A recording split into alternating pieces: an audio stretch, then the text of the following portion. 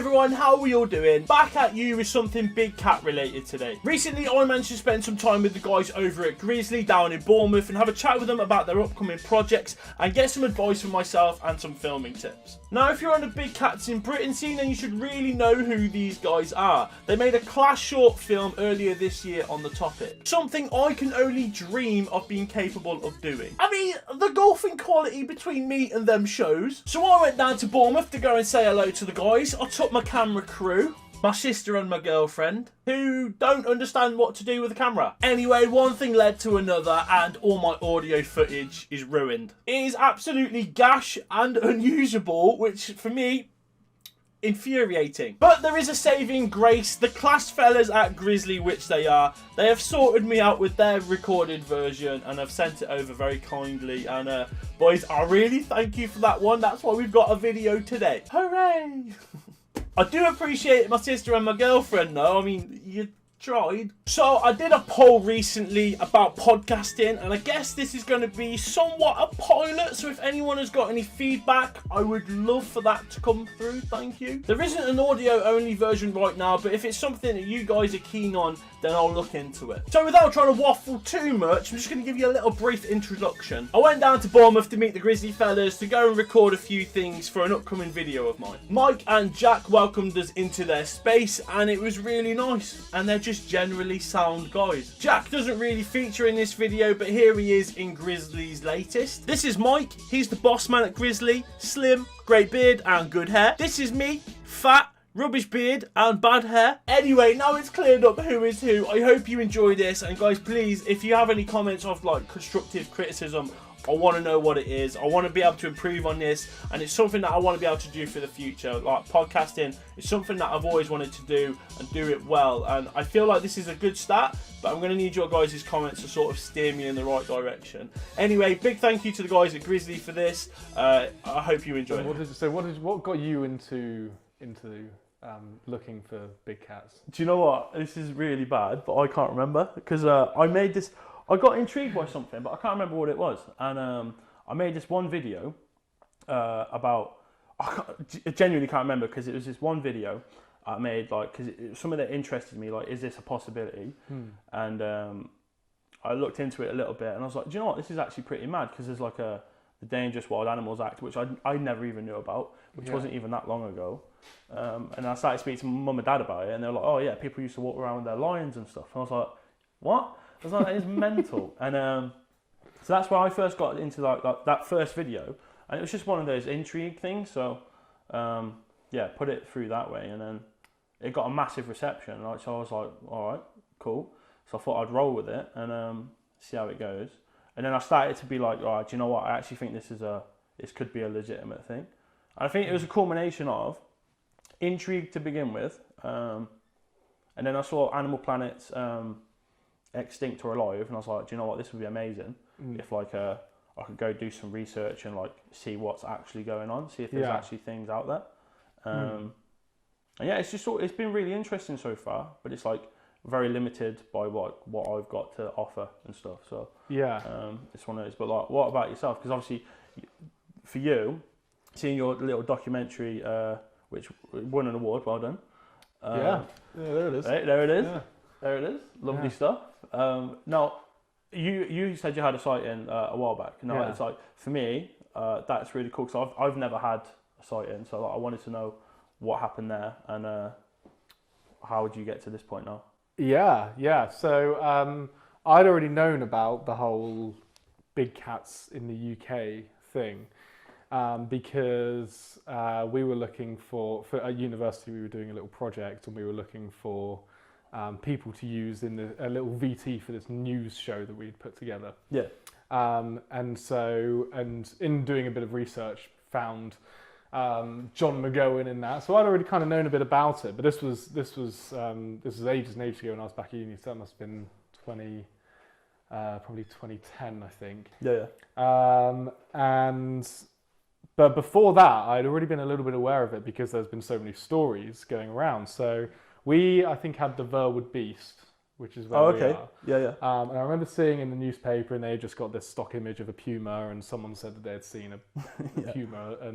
But every sort of little town around here kind of had their own story as well. Like, you know, there's all sorts of little places that had their own sightings, and like at the school I went to, which was out in the sticks a bit more, like apparently a whole class of kids saw like a black leopard or a massive cat moving across the field. Okay. Like behind the school, and so you just heard these things, and some of my friends would say like, oh yeah, my friend heard like this really, like this massive roar from the woods, and you know, my friend's seen one, he was out fishing, and so it always just kind of, the story had always just kind of been around, but like never sort of properly addressed. And then, yeah, I always thought it would be kind of cool to see. I just thought I'd never seen anything cool in my life, like. Sort of a few years prior to this, and when my sighting, so I was coming back from a friend's house. I think we'd just been like playing FIFA, but it was like midnight. It was like 1 o'clock in the morning, and so I was driving back on my own. It was not far from here, and like I can't explain about how much I did not want to see this kind of thing at this point. That I was not in the mood. Yeah, like it was actually like super scary. So something ran out in front of my car. I wasn't going particularly fast. It was like kind of narrow country roads. Something ran out in front of my car, and my first thought was like, it's a dog. It's like like an Alsatian or something. And I remember literally like I already had my hand on like on the door handle because I was gonna stop, and then as I was behind it, it was moving. I was probably doing about 30, and it was pretty much staying in front of me, and it was right in my headlights, and I could literally remember seeing like the underside of the backs of its like feet as it was running, but it was running dead in front of me, and then it suddenly sort of darted out to the right and tried to jump away from the road, and it was and because of this because of where the bushes are. In this part of the road, there's actually like a small fence behind the bush, and so it couldn't get through, and so it almost got like a little bit stuck, and that was when, as I drove past it and my lights kind of glanced it, like I just saw this massive tail, and it was like huge, and I could see the hair on it, I could see in such detail, and this huge back end and this big tail. As this thing darted off, like what was just left was just a rabbit, and then this rabbit stayed in front of me for like another 5 seconds, and then that ran off to the opposite side.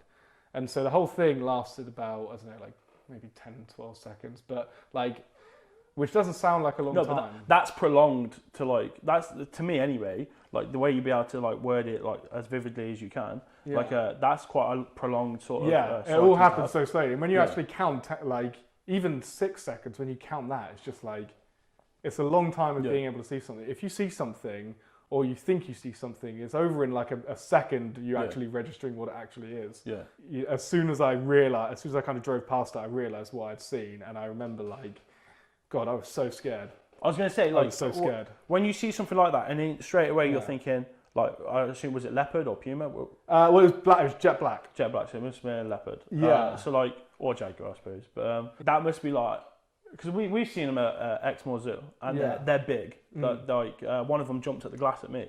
And, I was like, Jesus Christ, that is scary. But like, you must have seen that and think like, wow, nah, I'm a bit worried now. Did you like ever go back that route again? Did you? Like, next morning I called the police. Did you? Yeah. Really? Yeah. I was like, what did they take you seriously? I mean, I don't know whether they put up the phone and were just like, who's this guy? Got a nut job. Write down the number. And I called all of my friends, and I was just literally ringing people, and then it was going to answer phone, and I was ringing them, going to answer phone. And then I managed to get through to Kirsty, who's my other half, and I was just like, oh my God, you never believe what I just seen. And I got home, and I remember just like, I just went down, I just sat like downstairs, and I was just like, my hands were just shaking. And I looked up Black Leopard, I remember looking at it on my phone, and like as soon as I saw the image of it on my phone, I was just like, I just had these like the shivers just go all the way through my body. I was like, that was fucking what I saw. Like it was like 100%. But I always said the thing that is most vivid is like how scared I was at the time. I was like, no, that's totally fair enough. So like, when was you said it was 2010? I think that was a couple of years after the stuff at uni. So yeah, that was probably 2012 maybe. So from there, at what point did you start this operation down here, Grizzly? Grizzly started 5 years ago. Yeah. Okay, so were you straight on to like, let's look at big cats, or were you? No, not particularly. So I started up the company to do kind of like commercial video and stuff like that. Yeah, yeah. And then we had all this camera kit around and things like that, and it's just sitting in our kit room, and so you just kind of think like, isn't there a good way of like something we can film in our spare time when we're not working on projects? And so we were looking at documentary ideas and just podcast ideas, and so on our YouTube there's a podcast series that we did. Very good. We wanted to do a different thing on every, we wanted to do different topic every video. And we did one that was Big Cats of Britain, we did one on astronomy, we did one on beekeeping, and all of them I found equally interesting. But the Big Cats one got like 10,000 views, and without any, without pushing it out in any way. And then we started looking at it further, and then I realized that there was an opportunity here, because it's got this story, like it's in such an interesting position, because you've got all of these sightings, but you've just got no video evidence. And so it's just like, it's, if there were sightings and video evidence and things like that, then, other people would have already made stuff on it. But I think it's in quite an interesting position where, it's a bit of a gamble, kind of investing time and money in it. But are you comfortable doing that in the knowledge that you believe 100% what you saw all those years ago, that you can now push on to this sort of project and maybe find something, or if not, like find evidence of something? Yeah. Well, I thought it gave me a good reason to, to go with this option, to go to focus on the big cats. And because actually for a long time I was just like really like embarrassed about the sighting. Like I didn't want to tell anyone. Why is that though? Because people just think you're fucking nuts, really, essentially. Like the thing is that if the problem is you have to, if I was to tell someone that didn't know anything about it, I saw a black leopard. Yeah. You have to back that up with, the justification as to why they might be out there. And then before you know it, you've just rambled on about big cats for 15 minutes, and they're like, But I think a judge of character, like, having known you for about an hour or so now, like face to face, I don't look at you and think you're absolutely nuts. Do you know what I mean? I don't think you're mental or anything like that. Well, I think you're very like level-headed. You know what you're talking about and stuff, and like I don't look at what you've said and think he's just waffling. Like, so I think there's a credibility there. But like, I suppose why this stigma comes around is like people's character, when they tell these stories, they come across in a way which is like they are a nut job. They believe in ghosts and all the rest of it. Do you know what I mean? Like, oh, I saw a UFO the other day, and I saw a big black cat, and it's like, but like yourself, you're not like that. So no, and I'm kind of being like, which I don't really mind. I'm kind of being. Sometimes I feel like I'm just being tarred with the same brush as people who are. Yeah. No, I get it as well. I get it as well in my videos. I get people saying like, why are you even bothering this? It doesn't exist. Like it's phantoms and people making up stories and stuff. And about that, actually, people making up stories. Now, I know someone in the press. He works for the BBC. I'm not going to like reveal the name or anything, but I spoke to him about it. Laughed at me straight away. And he was like, "It's." Why are you even? I've seen your videos and stuff. He's like, why are you even bothering? Because he seems to believe that it's just to get clicks. It's all clickbait for like newspapers to go with, because it's something that interests people, and it's just like, someone reckons they saw a big black cat, so let's do a little story on that. It'll get a few clicks, and that's it. Now, like, do you think that's a possibility? Like these like I don't know, like a Telegraph would do or something like that. Like, cause recently we had The Sun do an article about Wakeley Woods, and that was very dramatised in what it wrote. But again, is that just to get clicks? I think so. But also, like the media and like newspapers, and they can't really focus on ongoing stuff. They have to be reactive to some big thing that's happened, so dog been attacked, something like that. It's, you don't get a lot of sort of the investigative journalism where they're going, actually, right, there's a potential thing here, let's see if we can do something about it. But if there was ever video evidence, or good photographic evidence, like everyone would be on it because it's something quantifiable. But the newspapers, they churn out however many stories, in a month, and they're just thinking, just do a quick bit on that and get it out. Yeah, no, I completely get what you're saying. So right here, right now, then, what have you got going forward with the big cat stuff? Like, because I know anyway, you've got some exciting things going on. Yeah. So ultimately, we're trying to get the TV documentary going. Yeah. And the reason is budget. YouTube doesn't give us much at all. No. And we just can't fund this as much as we want to on our own. It's a bit more of a slow process. So we are trying to get this pitched to TV companies where we'll actually get a budget to go out and do what we want to do, and then produce better content, have more chance of actually getting results and interviewing the right people. So that is our priority. But we are also shooting. We're already in production of the new documentary, and upcoming we've got the Ben Me interview, or it's been agreed. We've thrown some dates around, and we've got an interview with the person who wrote Roaring Dorset, Merrily Harper. We're shooting that. I don't know if I've got the book up there. No, we're shooting that. Roaring Dorset, we're shooting with her next week. Okay. So that interview will be up. We're doing some more camera trap bits. We're trying to find a thermal solution so we can get down to Dartmoor and do some operations that way.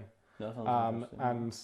And my colleague producer Jack is also going to start putting out content on the channel. So it's not just me droning on. So I was actually going to ask about that, the YouTube channel itself, because obviously this is a company, and you've got a YouTube channel under the same name. What are your goals with the YouTube side of things? Like, do you want to be a figure on YouTube? I know you say you don't want to be a house tour YouTuber, but could you be a credible YouTube sort of a channel? I mean, what we want is opportunities. Yeah. To make good content. Yeah. And if we got to a load of subscribers, that would come with the funds to make content that we found to be interesting. Yeah. That's kind of all we're after, really. Fair play, yeah. And so YouTube might be a vehicle for that. It's quite a slow burner, YouTube, but it's stuff that was definitely worth trying to build. Yeah. But yeah, we just want those opportunities. We want help with funding to try and do things. And if we've got a following, then that helps. So that's the goal, really, is just to be able to film things like this. Yeah, sure, yeah. Fair play. It sounds good. Basically, from what I know, anyway, as we're the only two on YouTube that are sort of pushing towards this sort of thing, it's really nice to be able to combine and sort of give people more of an insight into what's going on, and hopefully, anyway, we can find something that's pretty cool. As it goes forward. So, what's your position on it at the moment then? I've got a camera trap down in. I'm not going to name the place, but up in the north of the Midlands, but of a recent sighting anyway. Just to see how that goes. Again, I don't really have a big operation. Don't really have a big budget, so I'm sort of every now and then trying to pitch in with things, try and do things. But I suppose as far as I go now, I'm gonna have to drop back how much I do in terms. I don't want to churn out. Oh, we're going here now. We're not going to find a big cat. We're going here now. We're not going to find a big cat. And it's I want to make sort of similar to your stuff, but in my way, where it's I want it to be credible. I don't want it to be clickbait, oh, come look at this, we found one, and it's no, we haven't, but have a look at that anyway. But no, I would love to be on that research front line where it's stick me out in the woods for a week and see what happens. I've actually thought about that for a video. Did I speak to you about that? I thought about that for a video where it's just go and stick myself in the Forest of Dean in a tent and see what happens, or something like that, or go to kill the forest or something with loads of meat strapped to you. Come get me. But I think that'd be really cool, just have a tent in the middle of nowhere and see what turns up, see what comes around. And that was a video idea I had. I don't know if I'm going to execute that, but I would love anyway to be able to go and like, I would love to find one. I think that'd be amazing, but like, there's obviously consequences that come with that, I suppose, because obviously people are in fear of like giving up their position, and then it'd be like, oh, poachers might come in and sort of do the business, I suppose. Yeah. As it goes, I wanted to ask you another thing, because Jonathan McGowan mentioned this a little bit about white vans and blokes coming to pick up dead things on the side of the road. He's not the first person I've heard say that. I've seen that banded about it. Yeah, and I just thought that was a bit like, what is that? That's really weird. I don't know. I have no idea. That goes into conspiracy level of stuff, doesn't it? Because that's like... Yeah, it does. It does. And I've heard loads of conspiracy theory stuff, like some of which, you know, well, I don't know. You know, it's just impossible to say because it's just like there's no way we can research it. So I'm just taking your word for it. Yeah. Australia, they've obviously got the Tasmanian tiger, which is supposedly extinct, and they put funding into actually trying to find that. The James Cook University over in Cairns set out an expedition to go and have a look for it. Yeah. Now, I don't know if that's ever been done here in terms of like trying to find big cats or anything, but like if that is the case, like they think that's here, why hasn't anyone ever gone out for like looking for it, like set money aside, said, look, go search for that, try and find it? Yeah, I mean, well, anyone like any sort of individual, because I know. Well, or an organisation or anything. Just well, I think the isn't it the Royal Marines went and did a big search for them? Did they? I can't be quoted directly for this because I don't know all the details, but Jordan, a guy who used to work here, found it. He was saying that the Royal Marines, I think in like the 80s or 90s, did a big search over Exmoor. Yeah. And apparently they saw one, but they didn't catch any. Right. Okay.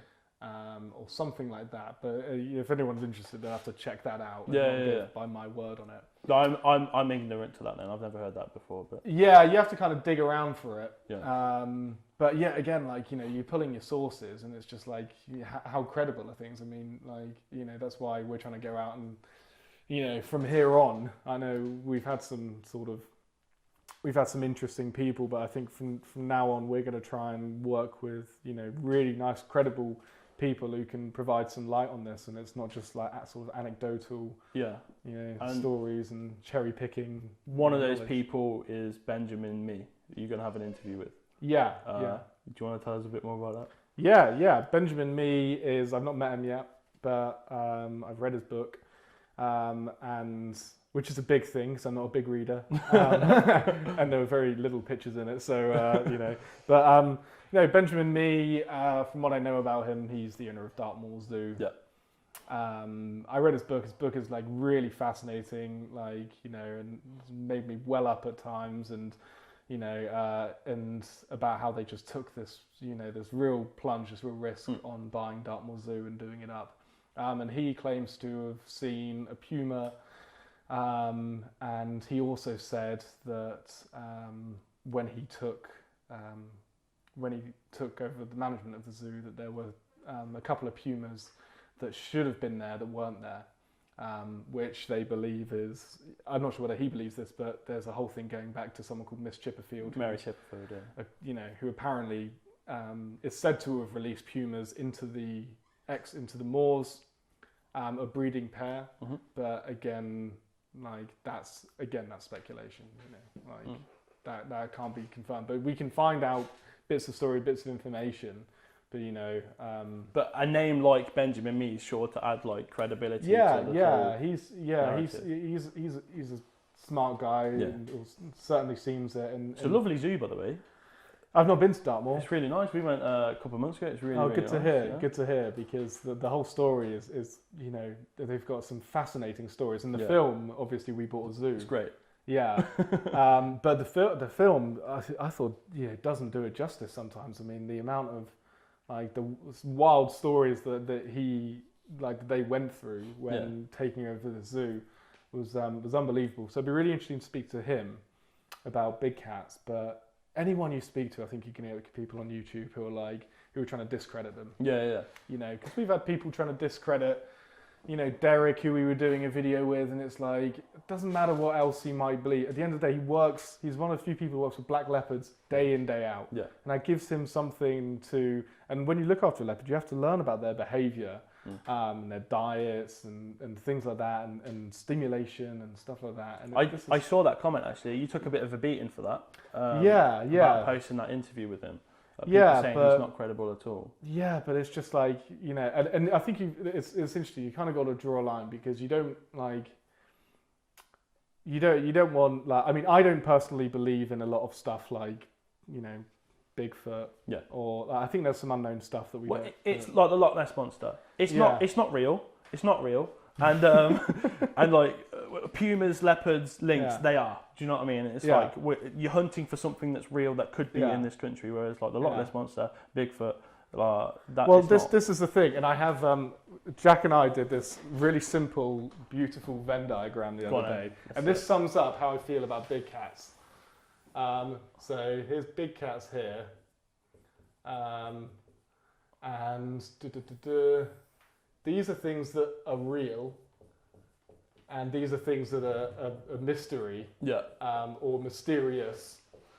And in here, like you've just got loads of stuff like fucking big. Sorry, I don't want to swear so much. Like Bigfoot, and I saw a video the other day where someone was talking about big cats in the same sentence as mentioning a pterodactyl. Oh no! A pterodactyl. And people are like, oh yeah, mysterious stuff, and big cats is in that. But I'm thinking like these are real animals. Like elephants are real animals as well. They can be in the real bit. Yeah. And like we know these animals exist, and we know they're adaptable. Like, and this is what we're trying to focus on, but we just keep getting drawn into this. It gets banded into like cryptozoology. Yeah, and it's just like it's not. It's real. Yeah, I mean, and so cryptozoology is the study of lesser known, like mythical beings. Yeah, and so if we ever got videos of the big cats, then they would be out of cryptozoology, and no one would be that fussed about them. Yeah. You know. So lovely diagram, by the way. Yeah, it took us weeks to come up with. But yeah, I don't know. It's weird, you know, because like there's all sorts of people that we've worked with that have other views, and it's like, are you endorsing those other views by having them on camera? These are all questions that I don't really have the answers to. Yeah. But what we are trying to do is we've got a topic, we're trying to learn about it. Other people can try and learn about it who watch the channel, just like, you know, I'm sure you do with yours. Why isn't there video evidence or picture evidence that is good enough for people to be like, that is 100% a big cat? Yeah. Okay, so first of all, to break this down properly, I think a high percentage of the sightings are misidentifications. Yes. So that knocks out most of them. Yeah. You know, I think if in my situation, like this is what just gets to me, because I'm thinking of my situation. If I just had a dash cam, I think I would have the undeniable evidence, and I just happened to not have. I mean, it was a while ago. We didn't have dash cams, but for the people that see them out there now, like so. But you know, like the people I've spoken to that have seen them, they say it's just fleeting, sort of sightings where you get moments. and fiddling with your phone. And we had this in the Forest of Dean with a boar. Like we saw a little baby boar with like the stripes and stuff. Before you'd even had a chance to process what you were looking at, it was gone. Yeah. And you're just like, oh, that would have looked really good if you'd like filmed it or took a picture or stuff, but I had absolutely no chance. Yeah, so it's the same thing, I suppose. I can't get my phone out and take a photo in less than 10 seconds. I would be terrible in like a Western duel. Yeah. You know, because I just faff. Yeah, but that's what people seem to think you are, though. It's like, bang, we're filming. It's like, it's not, I mean, it is sort of like that, isn't it? Because you can have it out in 5-10 seconds, but like, it's not as like, bang, right, we're on. It doesn't work like that. Blurry pictures, right? Because I've had a lot of these where I look at a picture, I'm thinking, for God's sake, like, who sent me this? Why?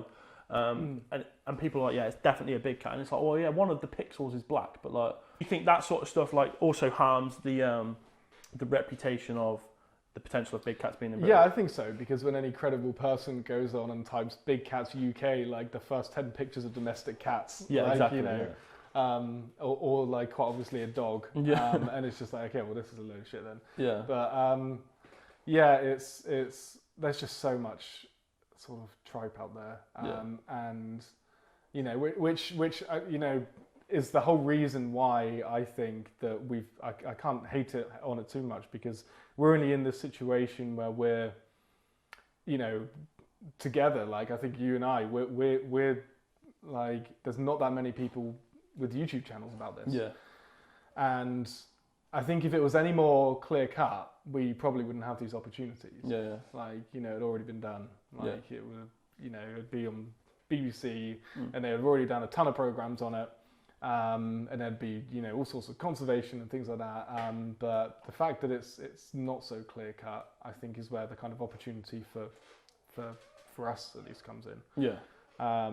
So yeah, but you know, like you say, most of the stuff out there isn't really that intriguing. No, You know? it isn't. It really isn't. Especially when you get sent it and you're just like, yeah, come on now, please. But yeah, if just one of those is true, then this whole thing is like, it's on. legit. It's game on, isn't it? Yeah, I know what you're saying. Yeah, and I suppose that's where we're both at now, isn't it?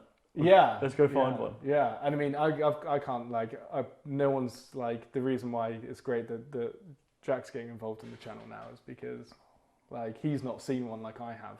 Yeah, and I'm kind of same.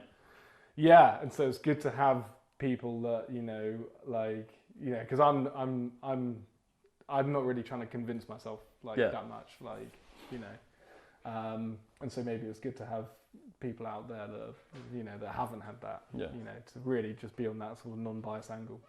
But yeah, and Jack's funnier than I am, and his I ain't gonna say anything. yeah, you are, Jack. But yeah. Yeah. Anyway, it's been lovely chatting with you. Yeah, great chatting with you too.